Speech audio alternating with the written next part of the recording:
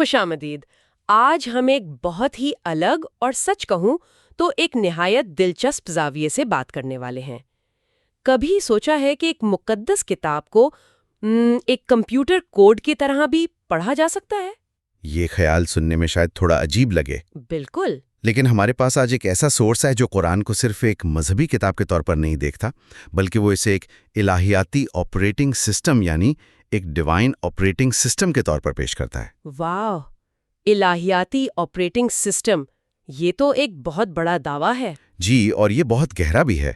دیکھیں، اس کا مقصد وحی کو کسی فارمولے میں قید کرنا ہرگز نہیں ہے، بلکہ اس کے پیچھے جو ایک انتہائی منظم منطقی ڈھانچہ ہے نا، اس سے سمجھنے کی ایک کوشش ہے۔ اچھا۔ سورس کا کہنا ہے کہ قرآن کے کچھ حروف اور الفاظ وہ بالکل سافٹ ویئر کے لاجک آپریٹرز کی طرح کام کرتے ہیں۔ لاجک آپریٹرز یعنی جیسے if then else؟ بالکل وہی، اور یہ آپریٹرز مل کر اصول، شرائط اور نتائج کا ایک پورا مربوط نظام بناتے ہیں۔ تو یہ صرف احکامات کا ایک مجموعہ نہیں ہے، بلکہ ایک مکمل فریم ورک ہے جو انسانیت کی رہنمائی کے لیے بنایا گیا ہے۔ بالکل۔ تو اگر ہم اس آپریٹنگ سسٹم کو سمجھنا چاہتے ہیں تو ہمیں اس کے بنیادی کوڈ سے شروع کرنا ہوگا۔ سب سے بنیادی کمانڈ کیا ہوتی ہے؟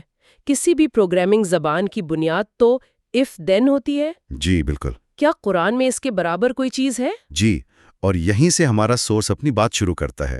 قرآن میں اس کے لیے حرف ہے ان، یعنی ان۔ یہ ایک سیدھی سادی شرط ہے۔ If a certain condition is met, then a certain outcome will occur۔ یہ اس پورے نظام کا آپ کہہ لیں کہ بنیادی بلڈنگ بلاک ہے۔ اچھا، یعنی اگر تم ایسا کرو گے تو ویسا ہوگا۔ بہت صاف اور سیدھی بات ہے۔ اس کی کوئی مثال ہے قرآن سے؟ ایک بہت ہی واضح مثال ہے سورت محمد کی آیت 7 میں۔ ارشاد ہوتا ہے، اے ایمان والو، اگر تم اللہ کی مدد کرو گے تو وہ تمہاری مدد کرے گا۔ اگر ہم اسے کوڈ کی زبان میں لکھیں تو یہ کچھ یوں نظر آئے گا: If user action equals to help Allah's cause, result is Allah's help activated۔ یہ تو بالکل سیدھا سادہ کوڈ ہے۔ جی، سورس اسے ایک براہ راست سبب اور نتیجے پر مبنی معاہدہ کہتا ہے۔ ایک شرط ہے اور اس کے پورا ہونے پر ایک یقینی نتیجہ ہے۔ یہ تو واقعی ایک مضبوط بنیاد ہے، ایک سیدھا سادہ if سٹیٹمنٹ۔ لیکن زندگی میں ہر چیز اگر پر تو منحصر نہیں ہوتی۔ کچھ واقعات ایسے بھی ہوتے ہیں جن کا ہونا یقینی ہوتا ہے۔ صحیح۔ تو کیا یہ سسٹم ان واقعات کے لیے کوئی الگ لفظ استعمال کرتا ہے، یہ دکھانے کے لیے کہ یہ کوئی شک کی بات نہیں بلکہ ایک طے شدہ حقیقت ہے؟ یہ بہت اہم سوال ہے اور اس کا جواب ہاں ہے۔ یہیں پر ان اور اذا یعنی اذا کا فرق واضح ہوتا ہے۔ اچھا۔ جہاں ان ایک ممکنہ یا فرضی صورتحال کو ظاہر کرتا ہے، وہیں اذا ایک ایسے واقعے کے لیے آتا ہے جس کا ہونا یقینی ہے۔ یعنی ایک if ہے اور دوسرا when؟ بالکل۔ سافٹ ویئر کی زبان میں ان ایک if کنڈیشن ہے، جبکہ اذا ایک آن ایونٹ ٹریگر ہے۔ آن ایونٹ ٹریگر یعنی جب یہ واقعہ رونما ہو تو یہ عمل کرو۔ اچھا، تو ایک فرضی صورتحال کی جانچ ہے اور دوسرا ایک یقینی واقعے پر رد عمل کا حکم ہے۔ بالکل۔ اس کی بہترین مثال سورۃ النصر کی پہلی آیت ہے، جب اللہ کی مدد اور فتح آ پہنچے۔ اذا جاء نصر اللہ والفتح۔ جی، یہاں اگر نہیں جب استعمال ہوا ہے، یہ اس بات کی طرف اشارہ ہے کہ یہ فتح یقینی ہے۔ تو اس کی منطقی ساخت کیا بنے گی؟ وہ کچھ یوں بنتی ہے: when event dot victory from Allah execute action glorify Lord seek forgiveness۔ واہ! یہ صرف شرط اور جزا نہیں ہے، بلکہ ایک سنگ میل تک پہنچنے پر کرنے والے کاموں کی ایک ہدایت ہے۔ یہ فرق تو بہت گہرا ہے۔ ایک سسٹم جو امکانات اور یقینیات دونوں کو الگ الگ آپریٹر سے ہینڈل کرتا ہے۔ اچھا، ہم نے ممکنہ اور یقینی حالات کی بات کر لی، لیکن منطق کا ایک اور پہلو بھی ہوتا ہے۔ کیا یہ نظام منطق کو اس طرح بھی استعمال کرتا ہے کہ کسی ناممکن چیز کو فرض کر کے کوئی نقطہ ثابت کیا جائے، جسے ہم تھاٹ ایکسپیریمنٹ کہتے ہیں؟ یہ اس نظام کی خوبصورتی ہے۔ جی ہاں، اس کے لیے بھی ایک خاص آپریٹر ہے، لا، یعنی لو۔ یہ ایک غیر حقیقی یا کاؤنٹر فیکچول اگر ہے، اف امپاسبل کنڈیشن، اور یہ ایک ایسی شرط ہوتی ہے جو حقیقت میں پوری ہو ہی نہیں سکتی، اور اسے استعمال اس لیے کیا جاتا ہے تاکہ اس کے نتیجے کو دکھا کر اصل حقیقت کو ثابت کیا جا سکے۔ یہ تو بہت دلچسپ ہے۔ اس کی کوئی مثال ہے؟ سورۃ الانبیاء کی آیت 22 میں ایک شاندار مثال ہے۔ فرمایا گیا اگر آسمان و زمین میں اللہ کے سوا دوسرے معبود ہوتے تو دونوں درم برم ہو جاتے۔ واہ! اب اس کا منطقی تجزیہ کریں۔ if condition multiple gods exist equals true result universe in chaos۔ اچھا، کیونکہ ہم دیکھتے ہیں کہ کائنات میں افراتفری نہیں ہے بلکہ ایک ناقابل یقین حد تک نظم و ضبط ہے۔ تو اس کا مطلب ہے کہ نتیجہ رزلٹ غلط ہے؟ بالکل، لہٰذا شرط یعنی کنڈیشن بھی لازماً غلط ہونی چاہیے۔ سبحان اللہ!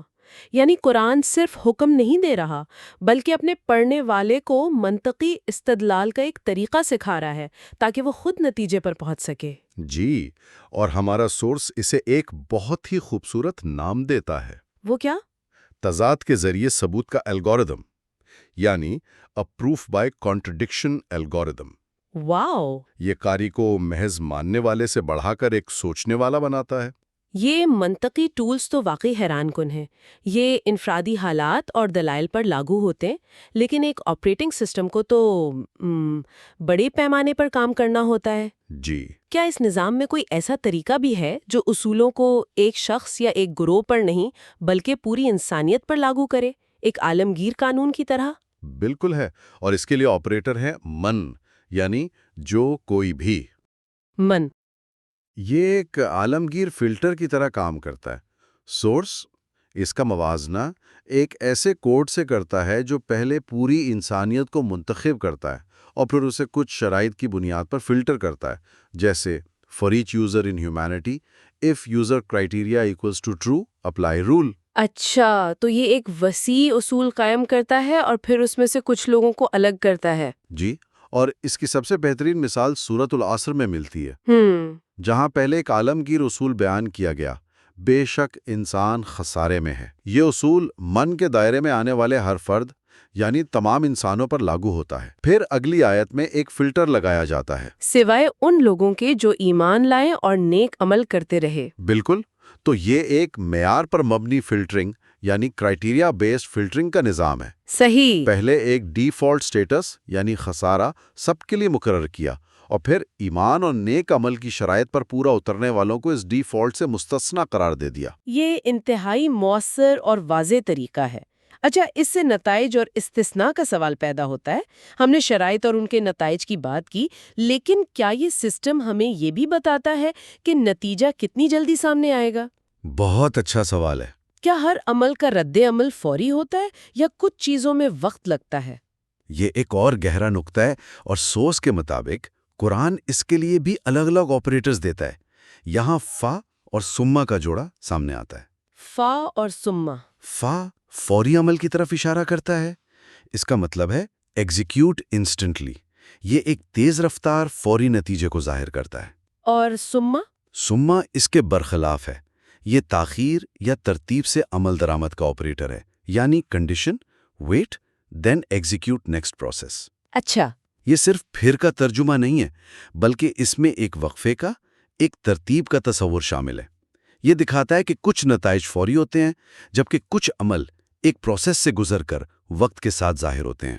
یعنی اس سسٹم کے کوڈ میں وقت اور ترتیب کا تصور بھی موجود ہے۔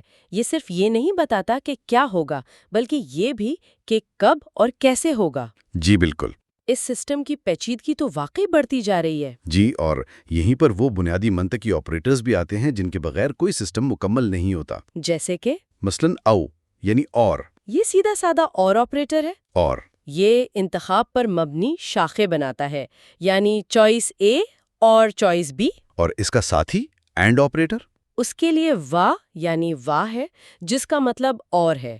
لیکن یہاں ہمارا سورس ایک بہت دلچسپ نقطہ اٹھاتا ہے۔ اچھا؟ وہ کہتا ہے کہ یہ ہمیشہ اے پلس بی والا سادہ اینڈ نہیں ہوتا۔ کئی جگہوں پر یہ ایک ترتیبی ربط یعنی سیکوینشل لنکنگ کا کام کرتا ہے۔ یعنی پہلے یہ کرو اور پھر وہ کرو۔ بالکل، یہ چھوٹی سی تبدیلی پورے حکم کے معنی بدل سکتی ہے کیونکہ اس میں ترتیب اہم ہو جاتی ہے۔ تک جو ہم نے دیکھا ہے وہ بہت حد تک یقینی اور طے شدہ لگتا ہے، اگر یہ تو وہ فوری یا تاخیر سے، لیکن انسانی زندگی اور ایمان میں تو غیر یقینی اور امید کی بھی بہت اہمیت ہے۔ جی، کیا یہ نظام صرف سیاہ اور سفید میں کام کرتا ہے یا اس میں امکانات، امید اور استثناء کی بھی کوئی گنجائش ہے؟ یہی وہ جگہ ہے جہاں یہ نظام اپنی میکینکی حدود سے نکل کر الہیاتی گہرائی میں داخل ہوتا ہے۔ امکان اور امید کے لیے آپریٹر ہے لا اللہ۔ سورس اسے امید پر مبنی نتیجے کا امکان کہتا ہے، ہوپ فل آؤٹ کم پروبیبلٹی۔ یعنی کوئی گارنٹی نہیں ہے؟ کوئی گارنٹی نہیں۔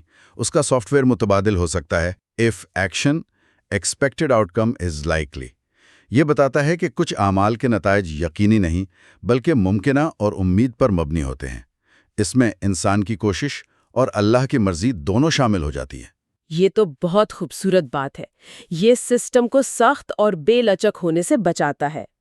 اور استثناء یعنی ایکسیپشنز کے بارے میں کیا خیال ہے؟ استثناء کے لیے ایک بہت طاقتور آپریٹر ہے اللہ یعنی سوائے۔ جی، یہ ایک ایکسیپشن فلٹر ہے۔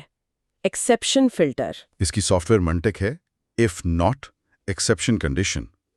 یہ ایک عمومی اصول بیان کر کے اس میں سے کچھ خاص لوگوں یا حالات کو باہر نکال دیتا ہے۔ اور ہم سورۃ العصر کی مثال پر واپس آ سکتے ہیں۔ بالکل۔ من نے عالمگیر اصول قائم کیا کہ تمام انسان خسارے میں ہیں، اور اللہ نے اس اصول سے ایک گروہ کو مستثنا کر دیا۔ جی بالکل۔ کوڈ کی زبان میں یہ کچھ یوں ہوگا: default status humanity is equal to loss, exception list is equal to believers doers of good deeds, اور پھر if user is not in exception list status is equal to loss۔ یہ ہی چھوٹی سی صورت میں کئی منطقی آپریٹرز کا ایک انتہائی خوبصورت امتزاج ہے۔ تو آئیے ایک لمحے کے لیے رک کر دیکھتے ہیں کہ ہم نے اس آپریٹنگ سسٹم کے کون کون سے حصے جوڑ لیے ہیں۔ جی، ہم نے ایک سادہ if then یعنی ان سے شروعات کی، پھر یقینی واقعات کے لیے اذا کو سمجھا جو ایک ایونٹ ٹریگر ہے۔ صحیح۔ پھر ہم نے منطقی استدلال کے لیے لا کو دیکھا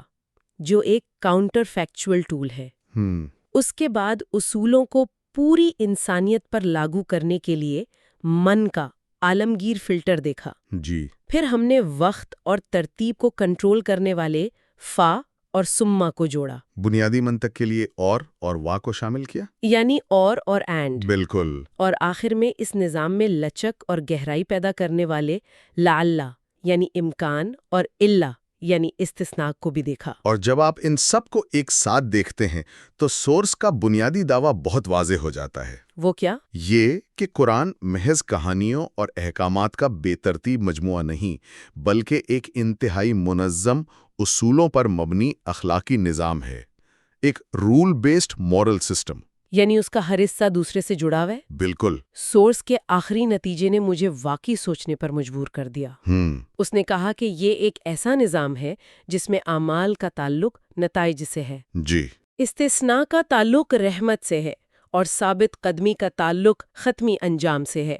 اور پھر وہ طاقتور جملہ، یہ انسانیت پر حکومت کرنے والا ایک الہیاتی آپریٹنگ سسٹم ہے۔